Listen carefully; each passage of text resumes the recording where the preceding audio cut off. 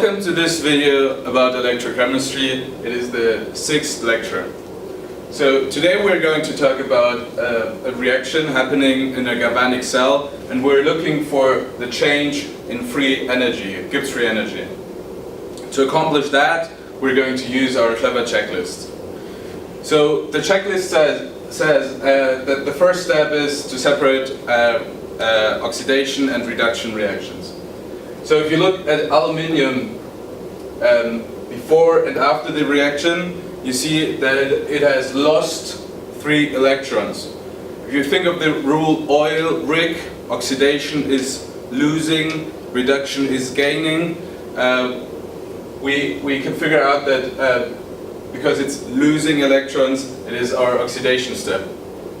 And thus our the bromine is our reduction step. So I'm going to note this down real quick.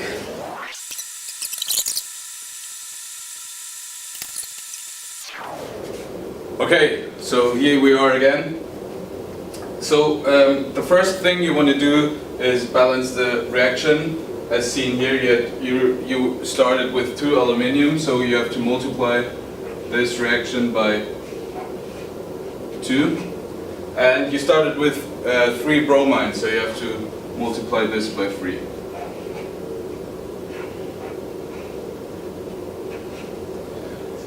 So now coming to our second step, to balance the electrons, we're looking at our reactions and see that here we're missing 3 electrons, so we're putting them next to the step to balance the reaction. For the second reaction it's the other way around, because here you have 1 electron more per atom, so we put it on this side. And as you see, we already balance our electrons as well, because here we have 6 electrons and here we have 6 electrons as well. So now coming to the third step, cell potential. As you may know, you can look up the cell potential in your table. So now I have the values for my potentials and my total cell potential. I looked them all up in the table in your book. Just one thing to mention here: this reaction, so aluminium to aluminium 3+, it is in the table. It is the other way around. It is a minus in the table, minus potential. But if you have it this way around, you just swap plus and minus, and this gets plus, and this is the minus potential here. So then you just add up these both values, and you end up here. So now our preparation for the final question is done, and we can come to our final step in the checklist to plug the values in this equation.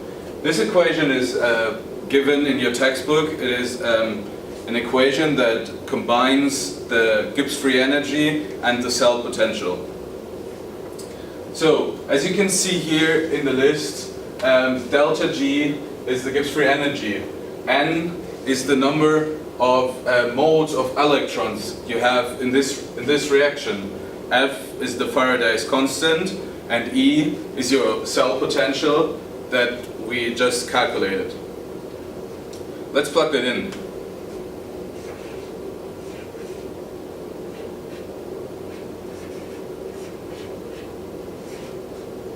So again, this is our formula. Now, as you can see here, we used 3 times 2 and 2 times 3, so 6 electrons on both sides, so this is balanced. So in total we have 6 moles of electrons used in this reaction. Be careful, there's a minus, so it's minus 6 moles.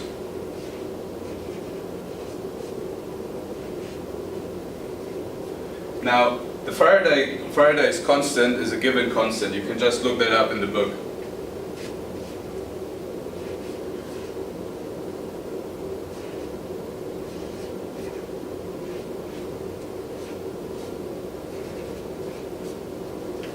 Faraday's constant tells you how much energy one mole of electron carries. And now we just multiply by our cell potential, which is 2.741.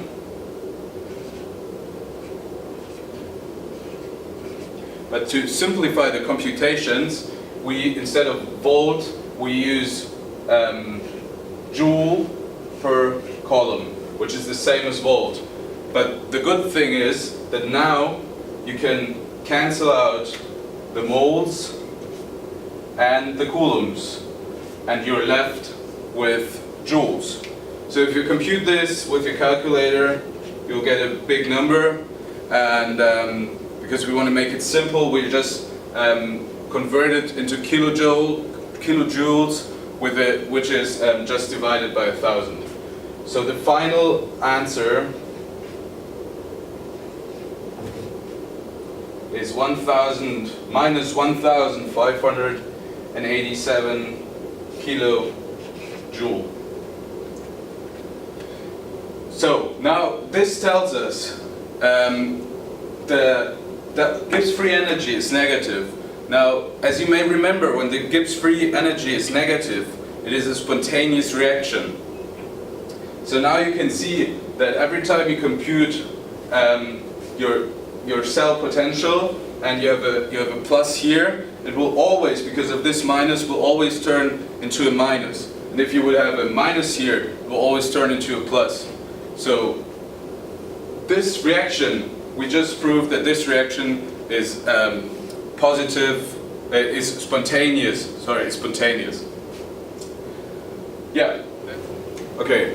So now we're coming to the exercise question for you guys. I prepared a problem here, and we'll just follow our checklist like we did in the video before. So now I want you guys to pause the video and try it yourself, and I'll show you the solution in a second.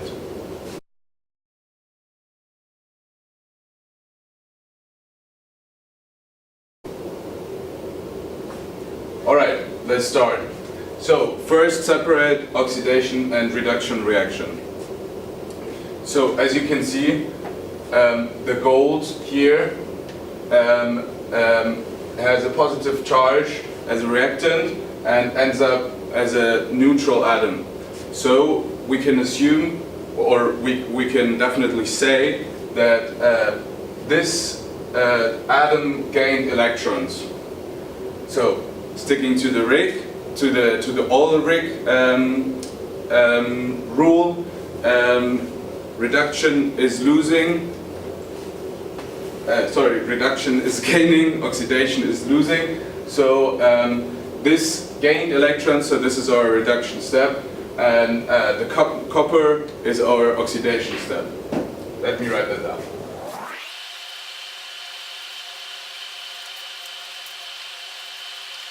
So here we are again. This is now I have the two half reactions. Now the second step is to balance electrons. As you can see here, we have two positive charges here, so we add 2 electrons on this side. And same for our oxidation reaction, we had 2 electrons on this side.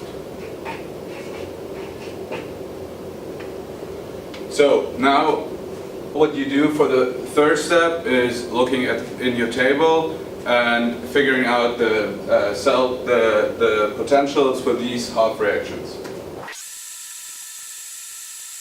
Alright, now I looked these values up in my table, and now I have the cell potential of this reaction in a galvanic cell. Now the next step is simply plug these values into our